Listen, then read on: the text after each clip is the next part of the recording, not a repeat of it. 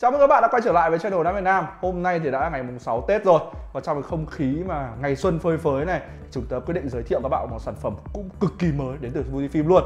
Đấy là chiếc ống kính XC35mm f2. Sản phẩm này thì mình được nhận vào ngày khoảng 27 28 gì đó, nên là mình cũng chưa có nhiều cái thời gian để chụp trải nghiệm.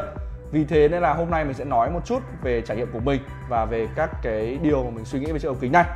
Đầu tiên thì chúng ta sẽ nói về vẻ ngoài. Chiếc ống kính 35mm f2 này thuộc dòng XC chứ không phải là chiếc XF mà mình trước đây đã sở hữu. Nên là khi mình cầm vào thì mình nhận thấy ngay vấn đề của chính là cái build của nó không được thật sự là chắc chắn. Cái việc nhựa ở đây thì nó đến ngay từ cái ngàm luôn. Bạn cầm lên rất là nhẹ.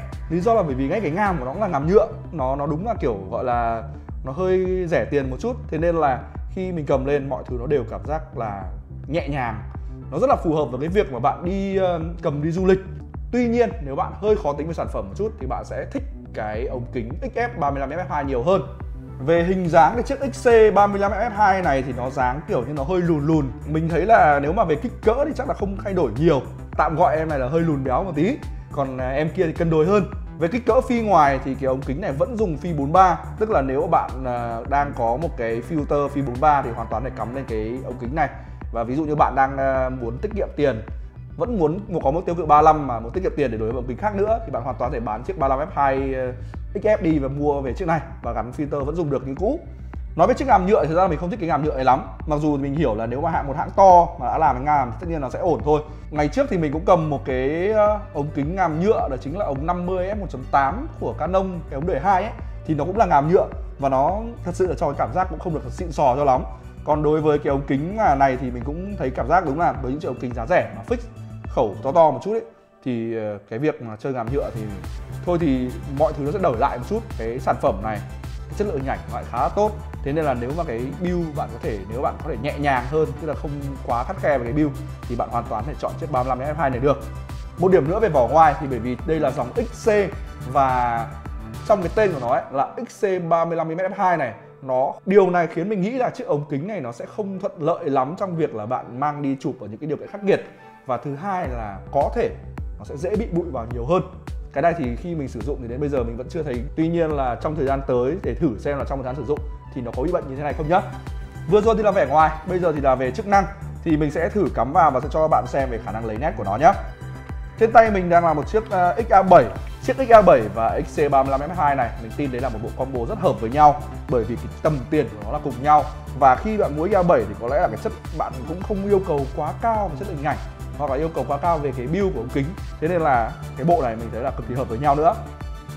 Ở trên tay mình thì bởi vì cái bản này chỉ có một bản màu đen thôi, mình không biết là về sau nó có ống kính màu khác không. Nhưng mà con màu đen thì gắn lên cái XA7 màu xanh của mình nhìn trông nó hơi bị nghiêm túc. Nếu mình nghĩ là màu bạc này sẽ đẹp hơn. Và nếu mà XA7 mà bạn có cái bản màu chì ấy thì mình nghĩ cắm cái màu đen này, XC35mm f2 màu đen sẽ hay hơn.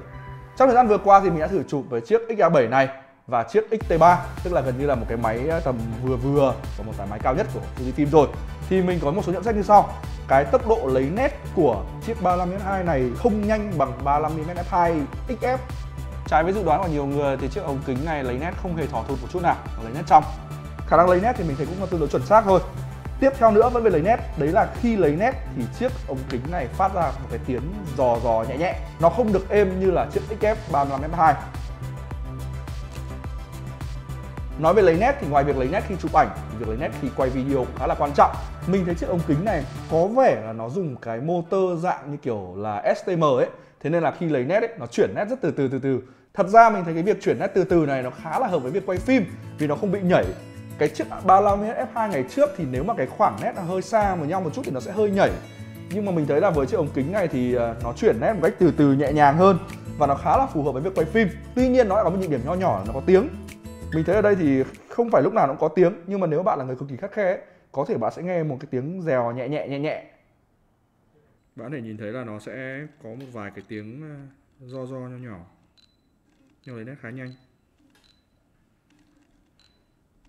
Tiếp theo về độ nét này, bokeh hay là màu sắc thì bạn có thể xem một loạt hình ảnh mình đã chụp ở dưới đây.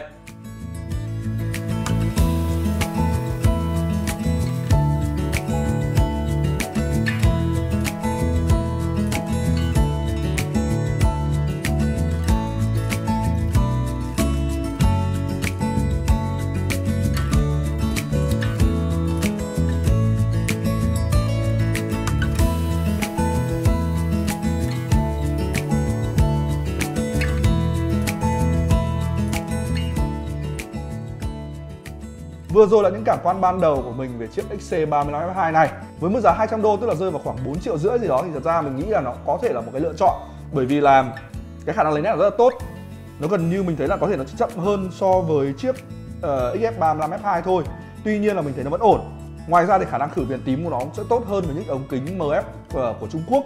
Và mình thấy là với mức khoảng 4 triệu, bạn có thể, nếu mà bạn muốn mua ngay cũng được, hoặc là bạn có thể đợi một thời gian để nó giảm giá, thì cái chiếc ống kính XC35F2 này mình thấy là một cái lựa chọn mà khá là phù hợp với những người mà có tầm kinh phí thấp.